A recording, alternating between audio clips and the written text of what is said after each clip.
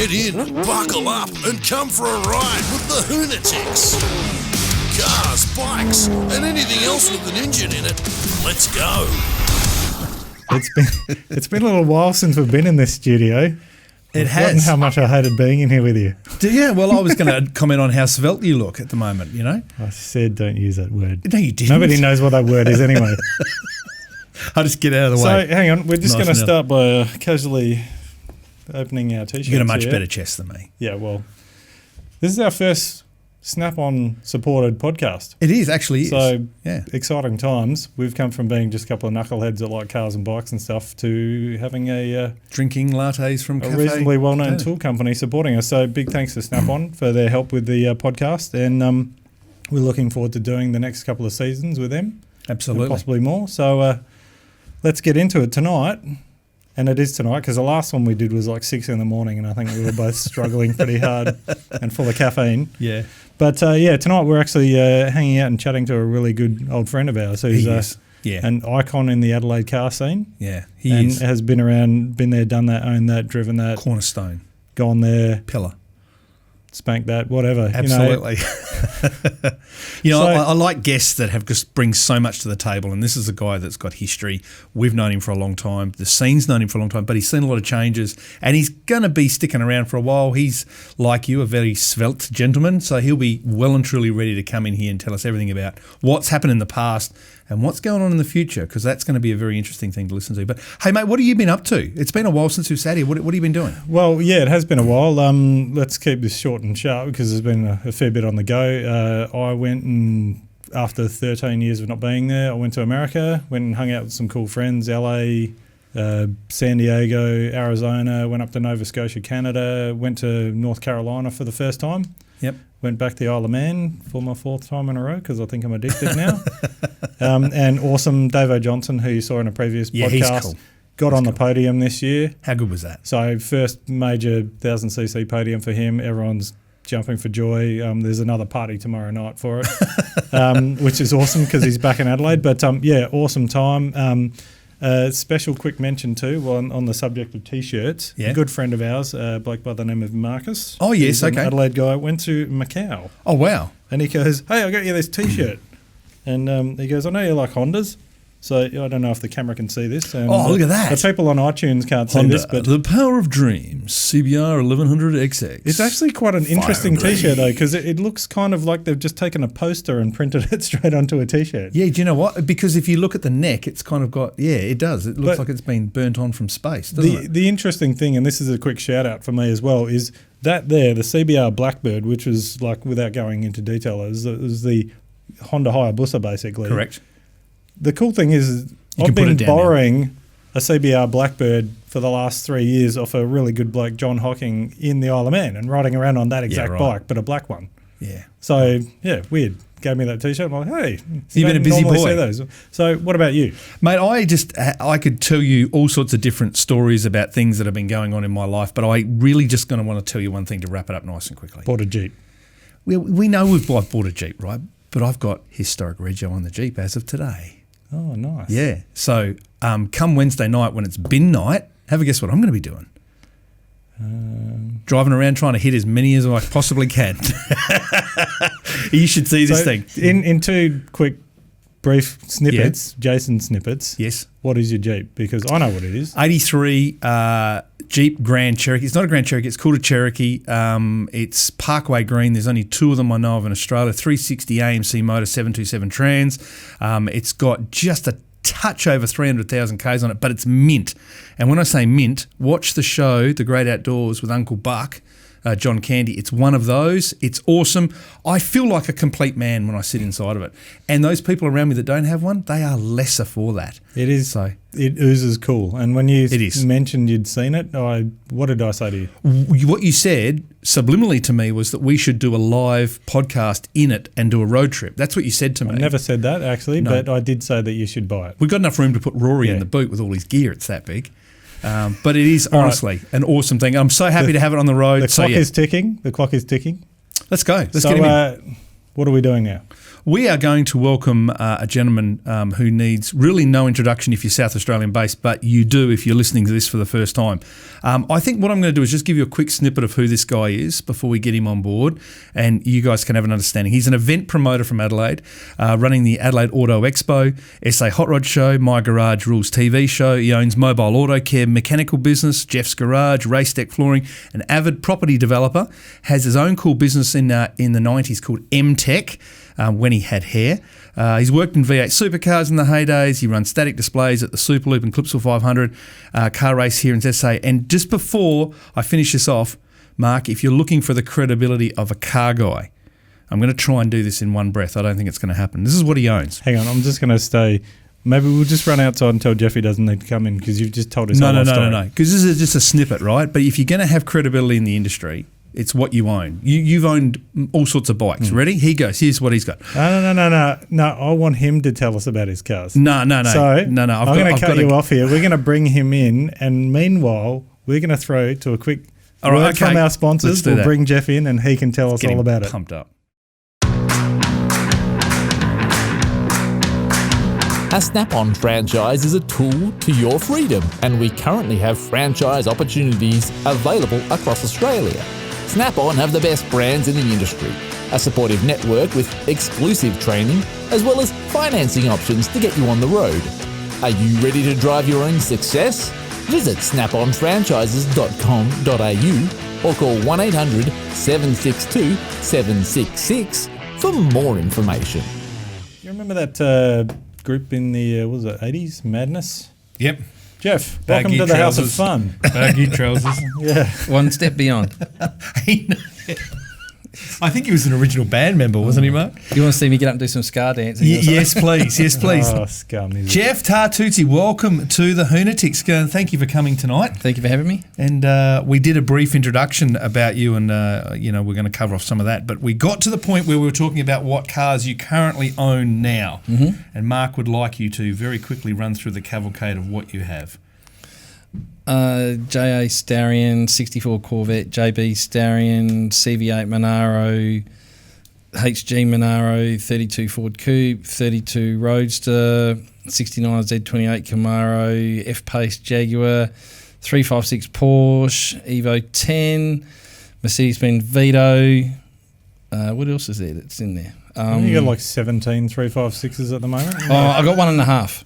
1.5. So it's like I got a 62 Beetle chassis that I'm going to cut 300 mil out and put a fiberglass 356 body on.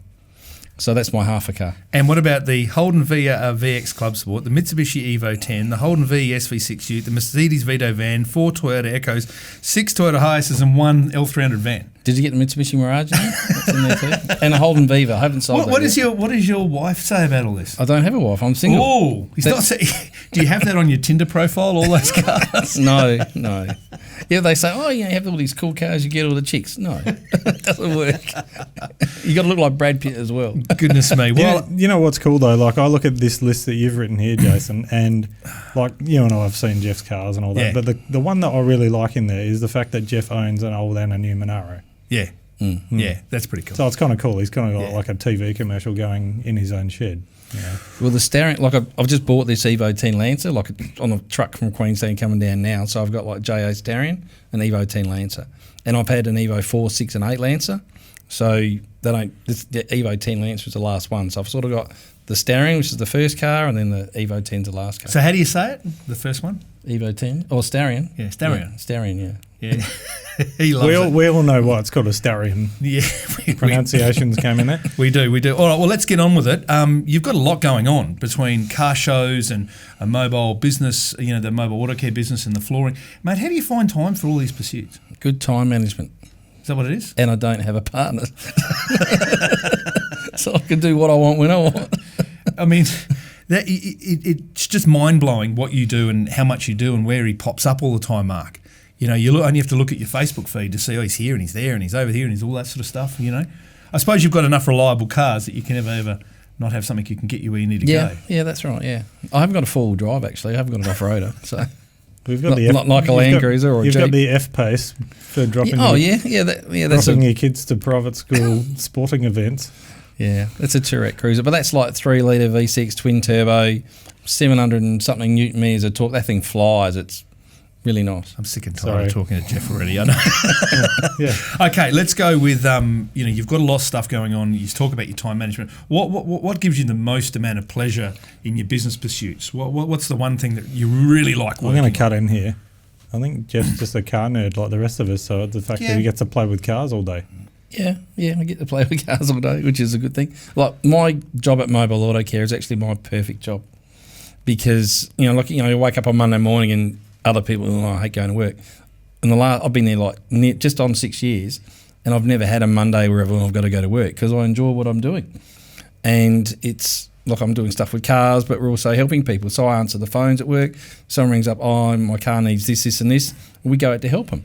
So I feel good in giving to sort of help them. Like when I do the car show, it's a lot of work putting it together. But when the car show's done, and someone comes up and pats you on the back and says, mate, that was fantastic, well done. So that's what, there's times when you put the car show together, what the hell am I doing this for? This will be the last time I ever do a car show. And but then on the Saturday night, when it's all done and somebody comes up and says, mate, that was a fantastic show, I'll see you next year. You go, oh, okay, well, it was worth the pain. Yeah. You just like cars, don't you? Yeah. I'm not obsessed. It's not like I can't live without them. It's just they just have all over the place. Name one thing you're currently doing at the moment that isn't involving cars. No. I think Geoff... Oh, hold on. I'm going to go to the Blues, the Bourbon Fest in Kentucky. That's got nothing to do with cars. There'll be cars there. There will be cars there. All right. Correct answer, Mark Boxer. ZZ Top's playing. Okay. And it's 50 years of ZZ Top. Yeah, ZZ Top had nothing to do with cars, did they? Yeah. And then and we got the ZZ Top Eliminator coming to the Adelaide Auto Expo. Mate. So, well, it's a lookalike car, not the real one, but... Yeah. I want to jump in here because both you and I, we'll go through some of the stuff that we know Geoff for. I've probably known you for 20 years. Yeah. Showing our age. Yeah. I just met him last week. Yeah. What, Geoff with J? No. Yeah. But I want to find out, Geoff, what was your background before MTech? That's where I know you from. Mitchell Park High School. And then I got a job as apprentice mechanic at Mitsubishi. So first test, first interview, first job, sort of got lucky. And they took on 40 apprentices that year, and I think 10 of them were mechanics. So at the Mitsubishi factory, you do 6 months in apprentice training centre. You learn how to machine stuff up, file a piece of metal square and flat and drill and tap and things like that, make a torque wrench. And then you get 3 months in different departments. So I was in the service department, I was in engineering, which is experimental. You go to Lonsdale to build engines, you go to fork truck maintenance, you go on into the production line like in electrical or on the hoist. I did some drafting stuff. I did graphic illustrations. So when the TM Magna came out, all the illustrations for where the spot welds go, I drew all those up. And then I did all the electrical wiring sort of thing. So you have a diagram, electrical that goes in the workshop manuals. I drew those up. As an apprentice, I did a Shell mileage marathon car, went to Manaro. We built a car that did 780 miles to the gallon. And then I did, after that, I worked at Rally Art, so Mitsubishi Rally Art, so with John Grant and the Murphy brothers. So 85 and 86 Bathurst, I did that. 85 Mitsubishi did the Grand Prix, so we had all the celebrity race for the courtiers. He got out before the Rally Art Magna. Yeah, I helped organise the Courtier turbos for that. So that was my, my apprenticeship sort of thing. And then when I came out of my apprenticeship, I was in the service centre, and then I got promotion into engineering, so experimental, test driving and things like that. So we would go up to Tail and Bend, and we'd have a Magna because there was a problem with unintended acceleration. They thought it was really just old people finding the accelerator instead of the brake. So we had these government officials in the car, and unexpected acceleration in a Magna. It's like an oxymoron. So anyway, I would sit in the back of this car with a throttle, and and Grandma and Grandpa would be just driving along Tail and Bend, the straight at Tail and Bend, and all of a sudden I'd just wide open throttle, and they'd have to see if the brakes would stop the car, which they did. So they're little things like that. It was engineering. Then I worked in product quality assurance. And then I worked in the parts department. Is say you bought something and it didn't fit, I would go to the parts warehouse and find out why it didn't fit. And then my last job there, I was a service training manager. So a bit like a school teacher, like teaching the mechanics how to fix the cars. And that was 96. And then I started MTech in November, I think it was July 96 or something like that. And that was like wood grain and carbon fibre interiors. Like a friend of mine in Melbourne who used to work at Mitsubishi, he was doing it. And he said, we're selling these to the car yards. We need someone in Adelaide to do that. So like Thursday nights and Saturday mornings. So I was still working at Mitsubishi, but after hours I was going around fitting this stuff to cars. And then that was getting busier and busier and busier. And then in 2007, around April 1997, I decided to leave that and go full-time doing MTech and never sort of look back. Well, just rolling back a teeny bit, because I mean, I was working for the news when the Holden factory shut down, and that was a fairly, heartbreaking experience for a lot of people. But for you, it must have been pretty tough when you saw Mitsubishi close. I could sort of see it coming. When I left Mitsubishi, I went to SEMA. So 2004 was the first SEMA I went to, and that was around when the 380 was sort of happening. So I'd seen the 380 before it was released here, and the 380 was the car that was going to save Mitsubishi. And I've gone to Vegas and I've seen it, and I've seen the trick one, and I'm going, Commodore and Falcon looks better. It's still front-wheel drive. It just didn't grab me. I didn't want to rush out and buy one, so I knew they were going to struggle. But one of the problems they had there is it was run by Japan. Before I left Mitsubishi, I actually came up with all these ways of like making Mitsubishi better, like cooler, because we had that cardigan image. So I wrote, like, it was a 6-page letter, what do you want to call it, that project on how we could make Mitsubishi better, because I figured I was overdoing a service training manager's job. So I wanted to, have a job that I could contribute. Yeah, that's it. Make a difference sort of thing and make Mitsubishi cool. So I came up with all these ideas and I gave it to my boss, and he basically said, yeah, great idea, but the Japs won't go for it. So that's what I knew I should get out and go do my own stuff. Yeah. So and then next thing happened, the Rally Out Magna, and that's when it all turned to crap. Yeah, well, they tried. They were doing the best with what they had. And if you actually drive a Rally Out Magna, they're not that bad to drive, Yeah, I know. I mean, I'd be wearing a balaclava in one, but well, I own one of the last Chrysers that came off the line down there, and the build quality on my car, fast forward however long, it's still a good car, and the products that came out of Tonsley Park in South Australia were legitimately good cars, and even the Mitsubishi products, they stood the test of time. They may not be the best cars, but you ask anybody of the era, the Magnas are still quite good cars to get into and go. It's sad, the story that's happened, but it is the way it is. The page turns. Your career went on to greater things, bigger and better things, and now you find yourself at Mobile Auto Care handling that. But I want to just digress across to the show as well. Tell us a little bit about your history and getting into the show side of things. All right, so I had like MTech Automotive, and our slogan was like look good and go fast gear. And so that's pretty much what we did. We started off with just small interior stuff, and then we went to everything. And a guy called Kim had a car show called the Extreme Horsepower Show. So I would go to that show to sell my stuff, like all the my steering wheels and gear knobs and tail lights and all the other stuff we were doing. So I had a stand there all the time, and I would also do like the auto salons, the Holden Ford shows and whatever. That's how I grew the business, by going to car shows in the States. So if Adelaide was having a bad time and not selling much, I was still getting orders from like Melbourne and Sydney and Brisbane and stuff like that. So that's how we sort of kept afloat in the early days. And by going to the car shows, I would talk to, you call them punters if you want, and they would say, can you do this, can you do that? So for example, we did white face gauges, and that's what we were known for. We were the number one guys in Australia for white face gauges. So I go to a car show. Have you got any for VL Commodores? No. Have you got any for VN Commodores? No. Have you got any for Mitsubishi Mirages or Lancers? Oh, no. So then in the back of my head, right, we need to develop that product. So by the time I went to the next show, we had those, and we sold heaps. So that was really good, and that helped me sort of get ahead. So I'll give you an example. Say like Jason Way at Tough Mounts. Yep.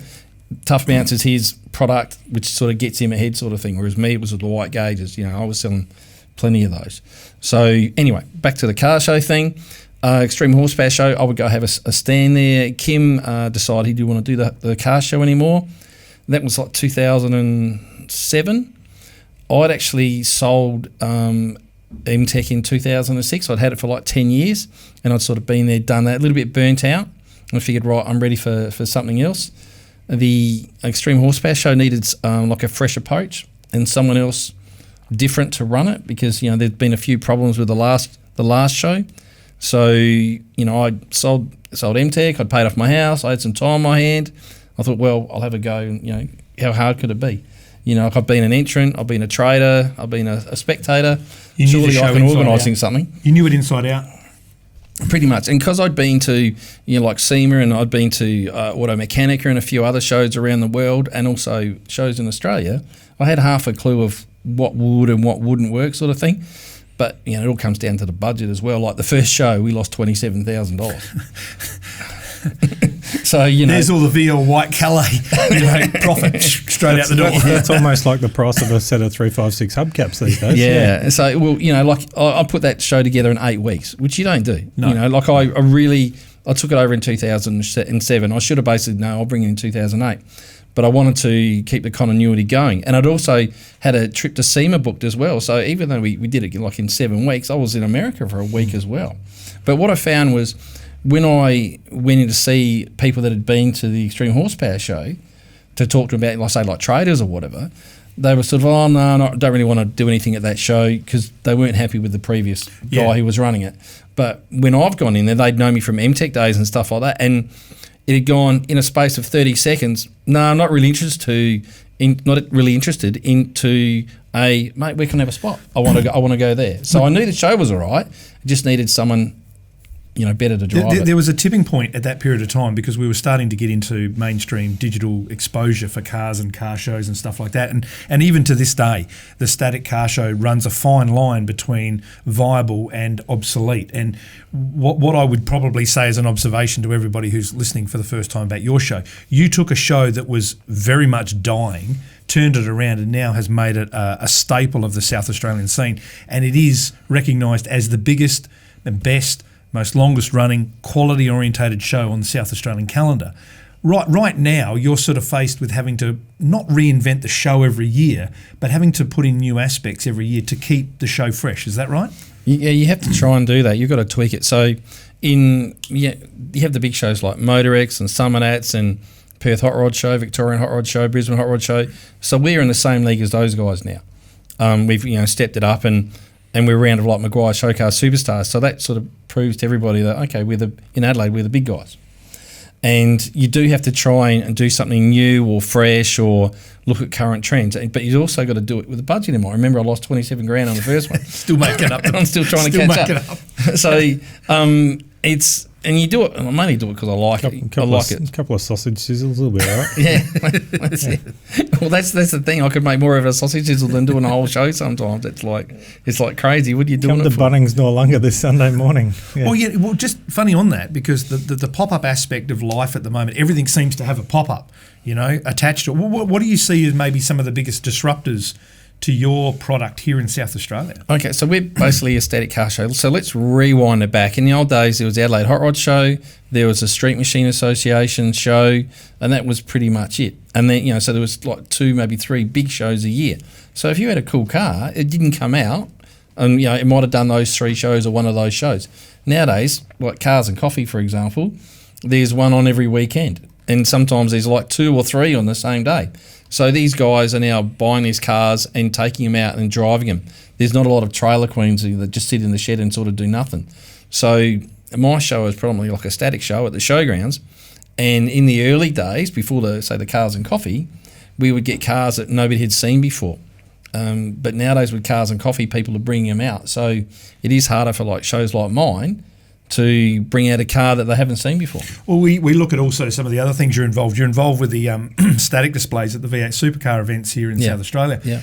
Are you carrying across your knowledge from the show you're running to that, or is that a completely different product again? That started out, it was Clipsal 500, and it started off because I did like an elite car show. They wanted an elite car show at the 500. So, I found like a dozen elite show cars from around Australia. We did that 2 years in a row and brought them there. So they had their own little smaller elite car show. So at Extreme we have like 200 cars and say 45, 50 traders. Well, they just had like 12 cars and 4 bikes. sort of thing. So, but it was like the best of the best. So I assembled a whole lot of cars from interstate and local sort of thing. So for 2 years we did that, and then each year after that they decided, okay, well, let's change it up and we'll do something different. Yeah. Well, I think one thing that sort of comes to mind with me, because I was actually working at the news that year, so I went down to shoot some stuff for the news, but was maybe a turning point when you managed to get the Holden Effigy there. Oh, my show, yeah. Which is like, it's a bit of It was unbelievable. the Holy Grail type of thing, and Holden have graciously said, yeah, take it. We sort of looked at different things. What do people want to see? What's going to get people at the show? So, 1 year we had the Batmobile, like the 60s Batmobile. And then we had like Effigy and really... GDRX Tirana this year. Yeah, exactly right. So we've had like different that was last year, yeah. Last year, sorry, yep. So, but people want to go to my show and see the best of the best. So by me getting like 6, 8, 10 cars from interstate, which are elite cars, like we had Street Machine of the Year last year with like Benz EH Wagon, things like that. So getting cool cars from interstate, which they've seen in magazines but haven't seen in real life, that's sort of like, I suppose, the main attraction. And then all the other stuff around it, sort of falls into place. Well, on that though, and Mark, you talked about the Tirana, the concept car. That's an interesting vehicle because a lot of us have only ever seen photos of it online. We've seen text, we've seen it in Street Machine magazine and so forth. And I don't know what your thoughts were, Mark, but when I saw that particular car, my emotion was like I was Indiana Jones and I'd found the crystal skull. It was like, I can't believe I'm standing in front of this car. And I had my 14-year-old son with me who had no idea what it was, who's since now gone on to appreciate what it was. But it's like having, the Hurricane, the Holden Hurricane and Effigy. Maybe you're tapping back into a nostalgic look by some people who go, well, I'm sick and tired of looking at it online. I want to see it in the flesh. And it is we could do a whole podcast on cool Australian concept cars that never went to air. Let's just put that one away. Yeah.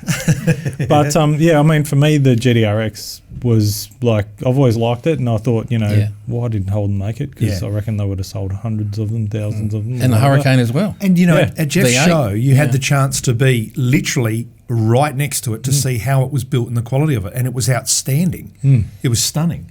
All right. Can we, let's go into some questions. I might open with a couple of quick ones. Hit him. So, Geoff, I want to know, what would you say the highlight of everything you've done is, like that one moment that you tell people about that was this like crazy, awesome, whatever, whether it be driving some sort of cool car or whatever, and who, like, you've obviously met plenty of amazing people, celebrities, stuff like that. Who is the coolest, best person besides Jason and me that you've met in your travels? I would say like Chip Foose. I knew you'd say that. Yeah, I figured because he is genuinely a nice guy and he gets it. Like I've seen some of the other celebrities and a little bit up themselves, but he is just a genuinely nice guy, and he will listen to whatever you've got to say. He'll give you your opinion. He'll soak it all in, have a think about it, and what comes out is really good. So I suppose he's like the best guy. Like I met other people, monumental amount of credibility as well. Yeah, he's got all the runs on the board, and he actually cares. And first time I went to SEMA, second time in 2007, I lined up for an hour to get his autograph. Oh, and so cute. He was in a SEMA thing, and then there was a pit, Hemisphere, the car he did Hemisphere, and then that was the first year I was doing the Extreme Horsepower show, and I got him to ride on there. Good luck with the Extreme Horsepower show 2007, Chip Foose. And he actually stopped and had a chat to me about it. And back then it was actually sponsored by Mothers, and he was with Mothers as well at the time. So we had a bit of a chat, and I got another poster signed from my mate Shane, and it says, "Shane, love your work, Chip Foose." For Shane Cedar. We know who he's talking about. Well, that's the person. Car moment. Same question again from Mark, but car moment. Doing a donut and a Bugatti Veyron. No. I did a burnout in my Manaro with my daughter, and I got busted by her mum. That was. How old was she? Hang on, which Manaro are we talking about? The HG. Yeah, black HG Manaro. That was a fun moment. That was cool. Something stays with you. Here we go. I'm just going to, we could talk about all of your cars, but the podcast only goes for an hour, not 20. Tell us a little bit about the HG, because you built that car, and also why the number plate's on it, and that sort of tells us a bit about another business you run. All right, so back when I was 19, I bought a house, timber frame house at Sturt. You get those 57 grand, and I bought a HK 327 top loader 9-inch Manaro for $2,100. And I had 2 friends living with me, and the hot water service blew up, and I had to borrow some money off of Dad to get the hot water service fixed, and then Dad needed the money back, so I had to sell the Manaro. So there was unfinished business. So when I sold MTech, I had some money. Right, I'm going to get myself a Manaro. This is my, pat on your back sort of thing. So found this black HG Manaro. Needed a bit of work, needed some finishing off. So, I got that and built it up. It's now like a 383, turbo 350, 9-inch, center lines and stuff like that. It's, it's probably like 11, 12-second car sort of thing now. It's a nice looking car. And it was like, it probably owes me like 45 grand. Because I bought it back when they were 30. Is it a genuine GTS? Yeah, but it's a 186 GTS. I was just about to say. So just the history of it. What colour was it originally? Blue. Like that. It's like a greeny blue. Blue with a black stripe. Aquamarine sort of colour. So that's what it was originally. So, So and over the years, I've evolved with it. I've done friends' weddings with it and stuff like that. All right, quick wedding story. My daughter Jess, her mum Vicky, we're not together. I drove her to the wedding. She didn't want to go straight to the wedding. She wanted to go to the pub before she went to the wedding. So we went to the pub and she had 3 scotches, I had 3 bourbons, and then, hey, we've got to go. And then she got married at Port Noarlunga. There's like a Lady Diana Reserve. Yes. And there's a bridge that goes over the river there. And she said, she busted me doing a burnout in it with my daughter a while back, and, she don't be a HOONTV. On private property, yeah. Yeah, that's it. So anyway, so there's a bridge that goes across there, and she might not or might have said, I always tell you never do anything stupid, but I want you to stop here and maybe or maybe not do a burnout across the bridge to let everybody know that I'm coming to my wedding. So that might not have happened. Now, well just on that. That works with the number plates on it too. I was about to say, when you hit it, it would have gone in with the number plates. Tell us about these special number plates. So the other business I have is like Jeff's Garage. So we do like race deck flooring, which is like plastic floor tiles clicked together, makes your garage look cool. And their slogan is floor it with race deck. So that's why I've got the floor it number plates. It's a double meaning, like floor it for the race deck, sort of corporate side of things. But, you pull up at the lights and, little kid winds down the window, floor it, mister, floor it. So goes from 0 to 60 kilometres an hour pretty quick. So. Good. Well, that's an awesome car, and we could talk about your cars all day long. And Mark and I have both got our personal favourites, but you've got an eclectic mix of cars, and it adds to who you are. But talk us about what's your passion right now. It's July 2019. You've come a long way with a lot of different things. But what's floating the boat at the moment? What's really getting you going? What's interesting you right now? Well, my target right now is where I'm going to put all these cars. So I've got to get a garage with a house. Garage with a house. That's it. So that's my driving thing now. My next project is that 356 I'm going to do. Yes. And that's my next car that I'm sort of building. But my next big thing is like finding a house to put all these cars in. Because at the moment I have to do a car shuffle. Yep. So I've got to move this one. And Dale Kerrigan. You know that Facebook post that we've all been tagged in 500 times by our non-car friends? Yes. That one where it's like a floor plan of a house and like 90% of it's the garage and there's one bedroom and a kitchen. Yeah, something like that. Yeah. That's Jeff's house. Just rewind the tape a bit. The 356 is your second 356, is that right? Yes. And is it your first one is a fully restored thing, is that right? Yeah, it's a proper one. So tell us a little bit about that one. All right. Everyone, as you're growing up as a kid, you always like Porsches, want a Porsche, whatever. So in 1997, I went across to Mark Paul's wedding in Austria, in Gemund in Austria, and they have a 356 Porsche festival. So Mark actually met his wife on the way to the 356 festival a year before, or 2 years before. So that's how. So he went over with Kevin Petter, driving to the festival, broken down Porsche on the side of the road, pulls up to see if he can help it. It's a pretty girl. 2 years later, they get married.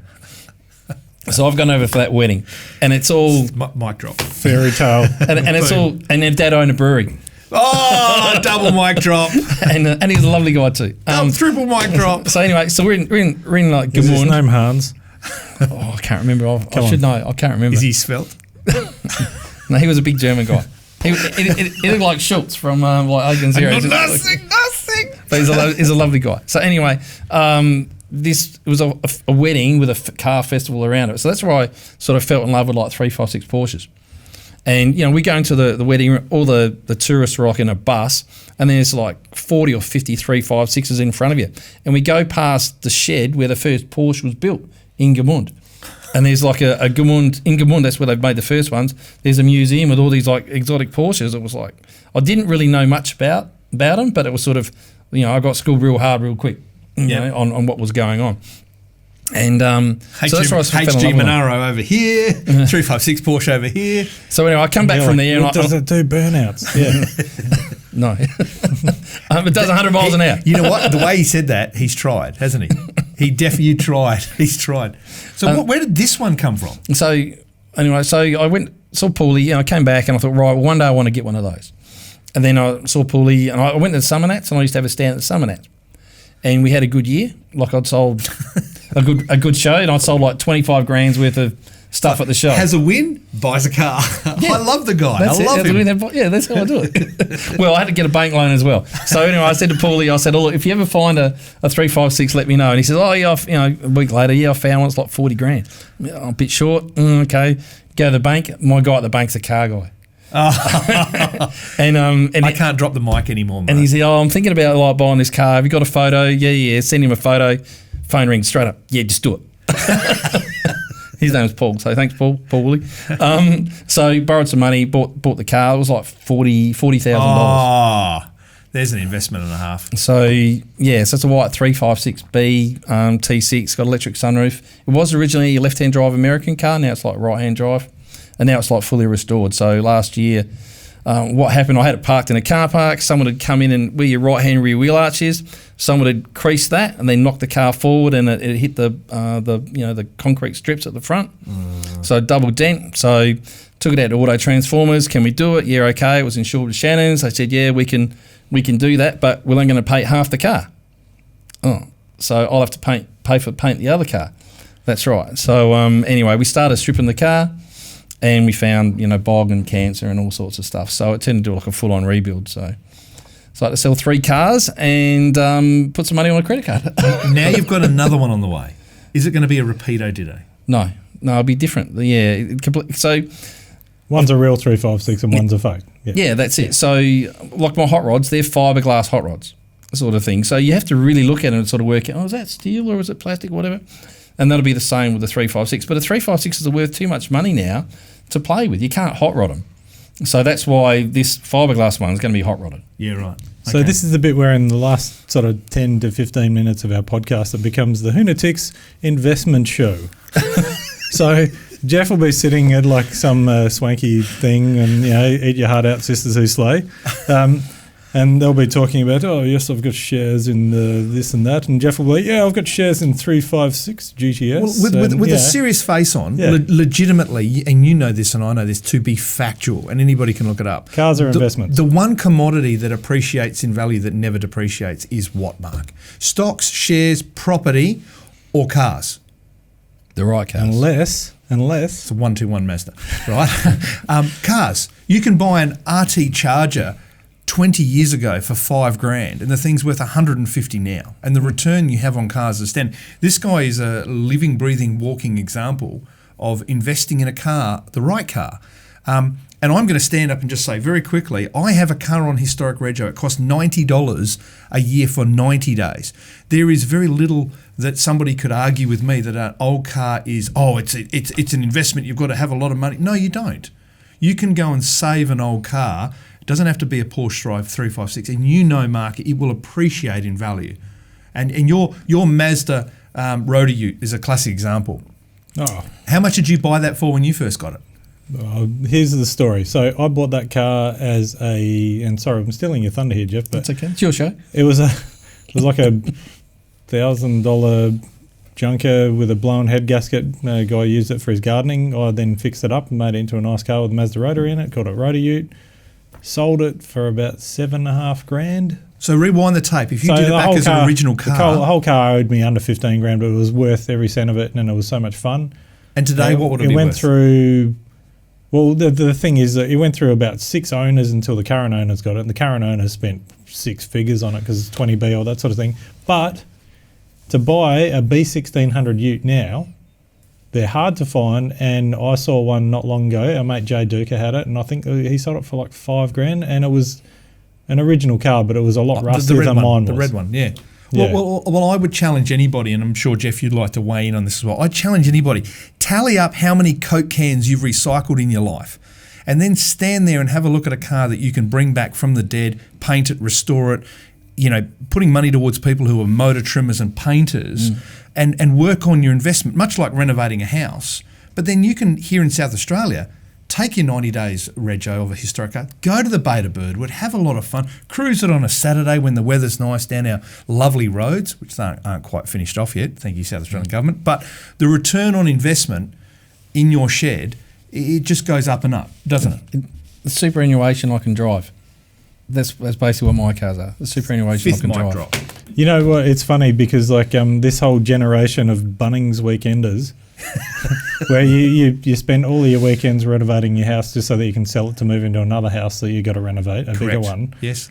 But it's like if, and I won't say the husbands or wives here, but I'll say the partner of the non-car enthusiast could convince that their Bunnings should be like rare spares.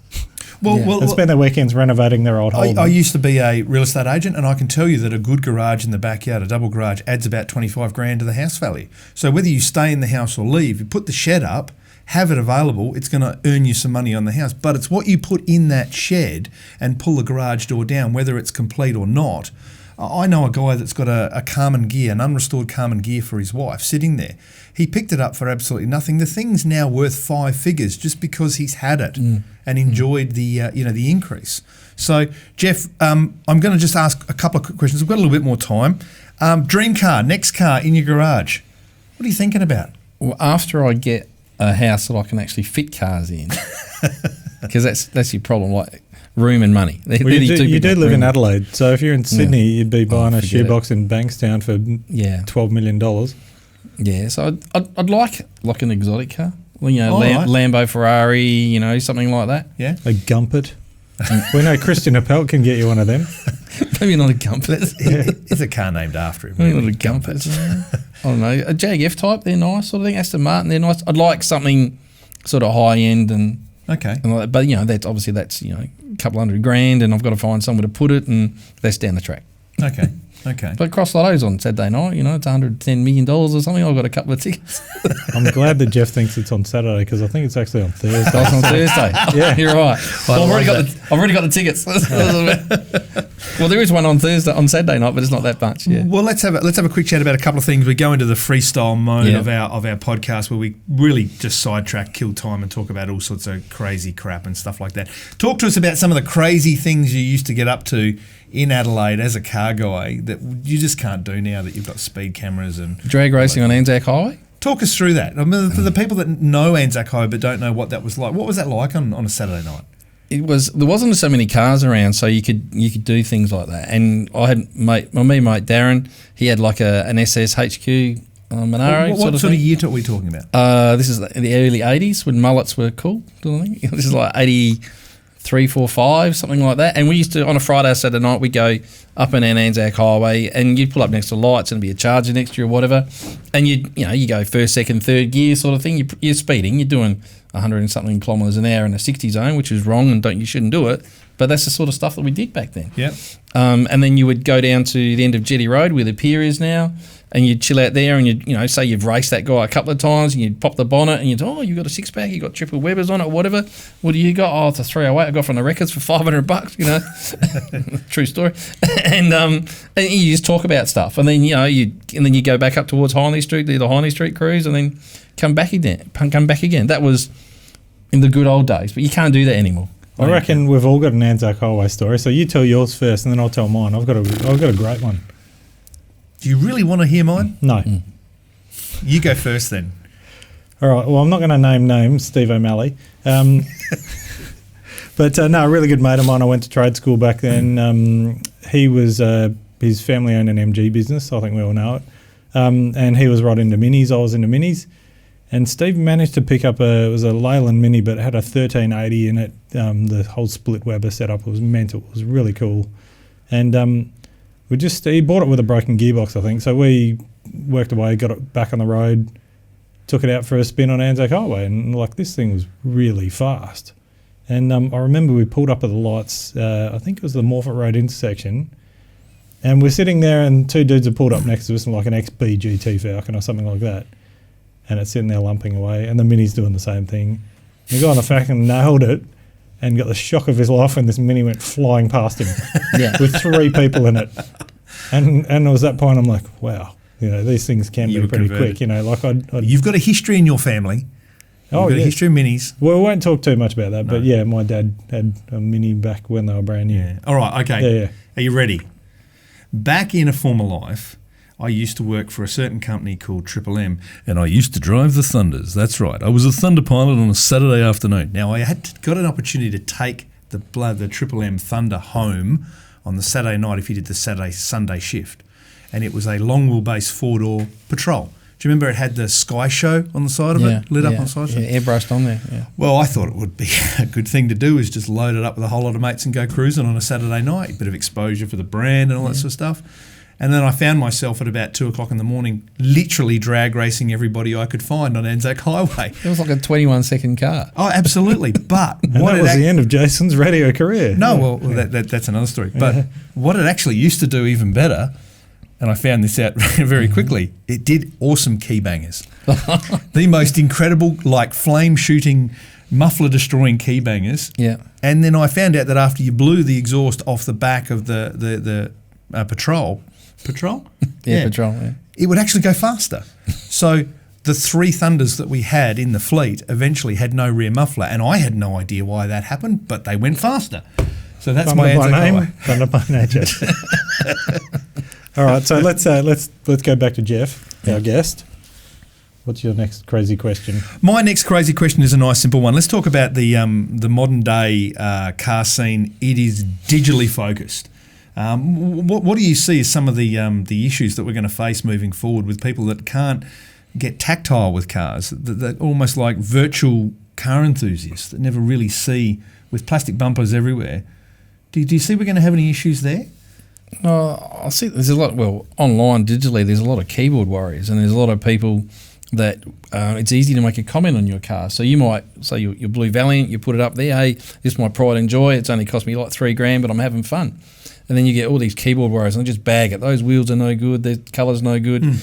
So then that stops you from wanting to put your car up there or take it anywhere, because you've had all these keyboard warriors who've probably never built something in their life, or if they have, it's been really bad, trying to like diss you.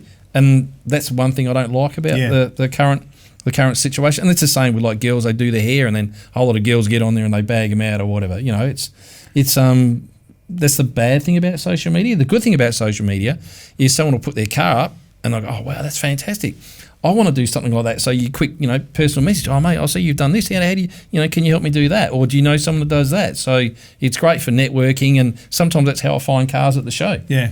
Do you ever think with your car show that in the future we may see a virtual aspect to your show where you'll have, much like the boards around the pod booth here, pieces of art where people have created them, as opposed to creating a car, they've created a car virtually and they put it up for a judging for a score?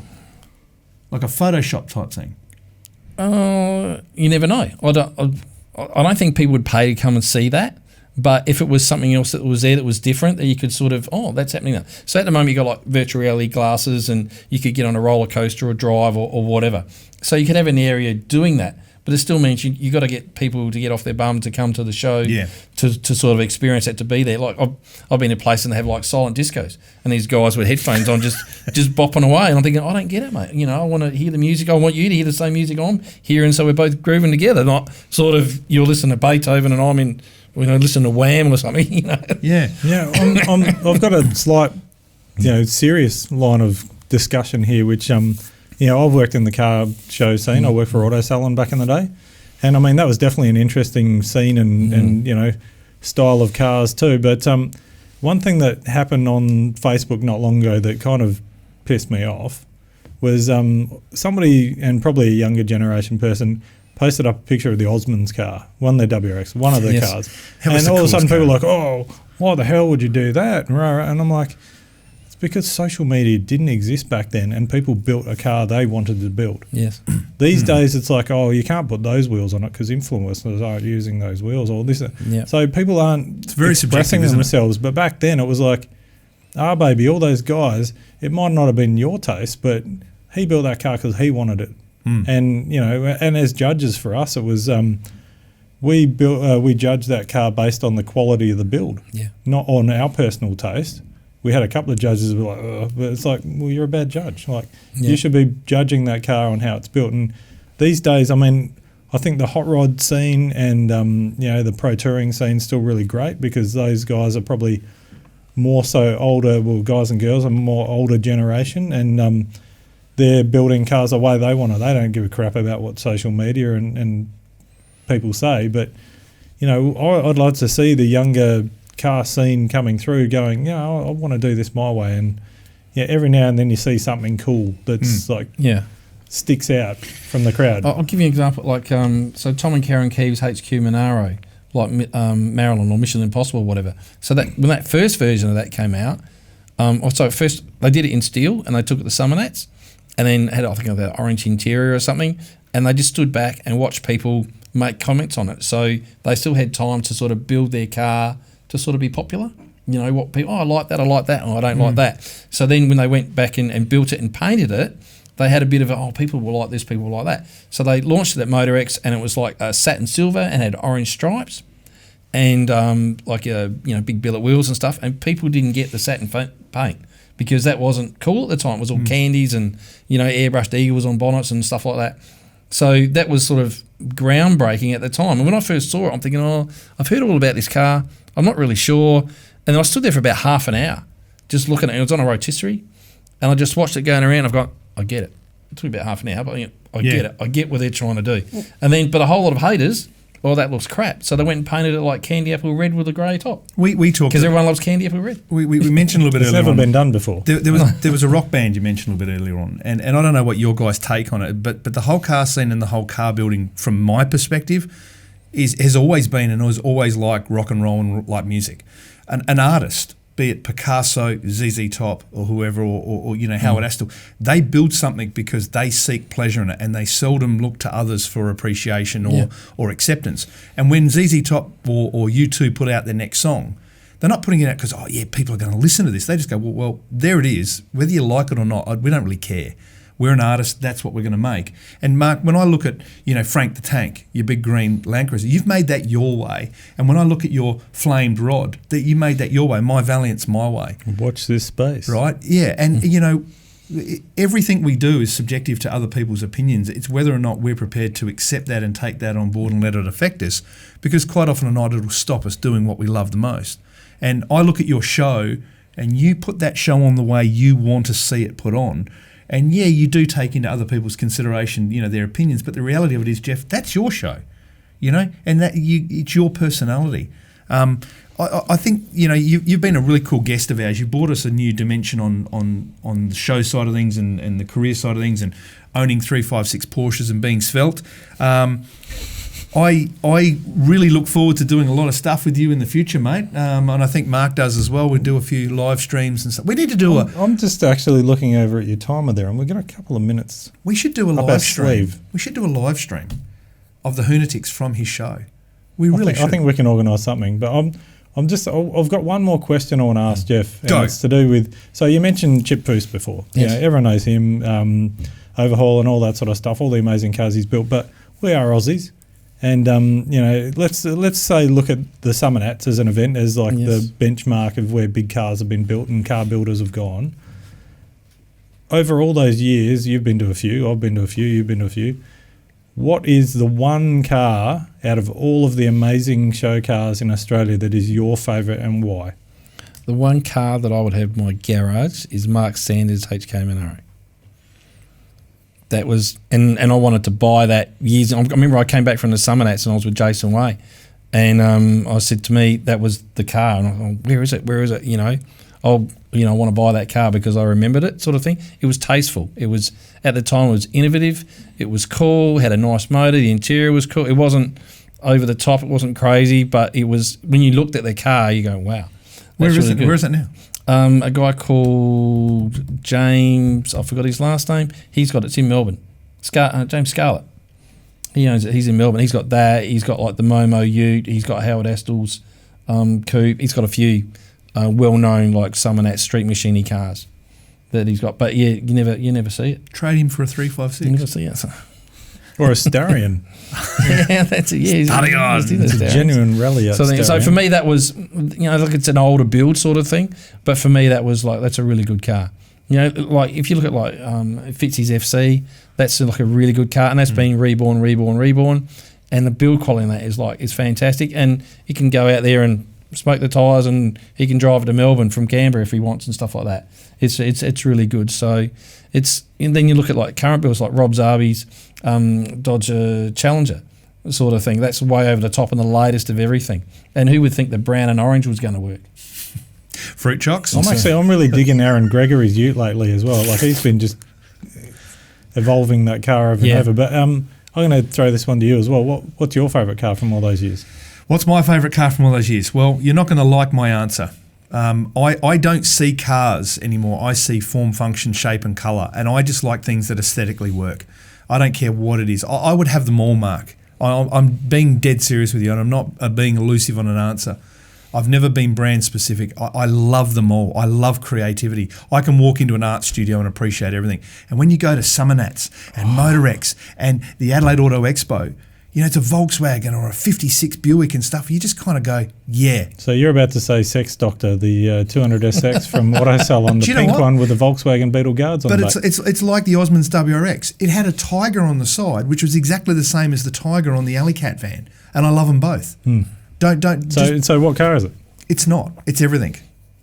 It's everything. I would find pleasure in every vehicle that's out there. I honestly would. Total respect to every car builder. I wouldn't, not favourite, but one car I really dug a few years ago, which was just cool because it was innovative, was Mick Fabar's Falcon. Yeah. Turbo diesel V8. Yeah. That's just cool. And like it won. And it was just. Why didn't Ford bring out an XRD? Why did they not put a diesel motor in the XR Falcon? What is wrong with I think that engine existed back then. No, that engine didn't exist back then. That's an F250 engine. Petrol was 23 cents a litre. That would have saved him.